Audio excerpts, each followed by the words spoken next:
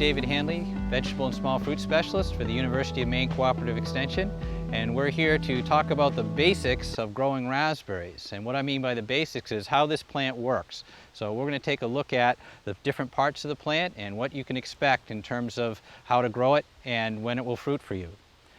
The above ground part of the raspberry plant, which is what we call the canes, are biennial. That means they live for 2 years. And the first year they come from buds up on the ground, and we call these first year canes Primo Canes. You can see an example of a Primo Cane here. It's just a green shoot coming right up from the ground, and these will grow to a fairly good height depending on what variety you're growing. It could be anywhere from 4 to 7 feet tall, and we have a good growing season, of course, as well. Now, as these canes grow, every place a leaf meets the stem, as you see here, we form a little bud, and we call these axillary buds.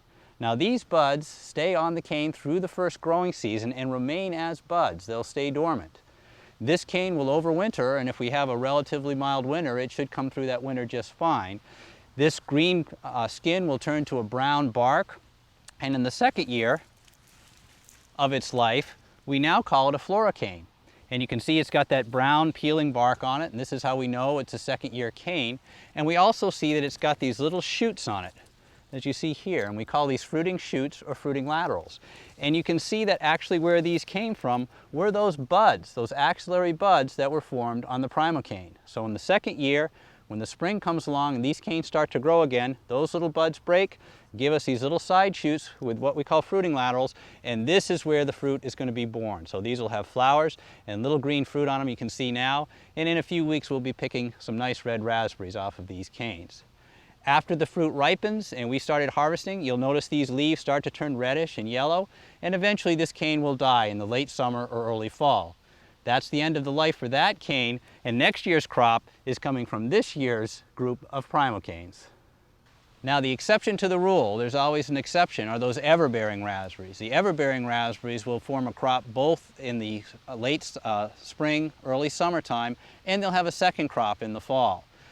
How those work is that these first year canes come up, just like we saw with the regular varieties of raspberry, and they form buds in these leaf axils, but the buds at the top of the crown don't go dormant. They don't wait for the winter time. They start to fruit right away, and that's where your fall crop comes from. So your fall crop is on those first year canes or those Primo Canes, and that's why everbearing raspberries are also known as Primo Cane fruiting raspberries. Now, the buds lower down on the cane will remain dormant, just like a regular raspberry, and those will give you a regular summer crop the following year. So on everbearing raspberries, you get a regular summer crop on the buds low down on the cane, but you'll also get a fall crop on your Primo Canes on the buds at the top of the cane. We can see that in some 2-year-old canes, and you can see here's last year's crop, okay? And here's this year's crop coming on. So here are our fruiting laterals with our buds and our flowers getting ready to give us a summer crop. This is last year's crop on the 2-year cane. So here's our summer crop, and this year's fall crop is going to be coming from these Primo Canes right here.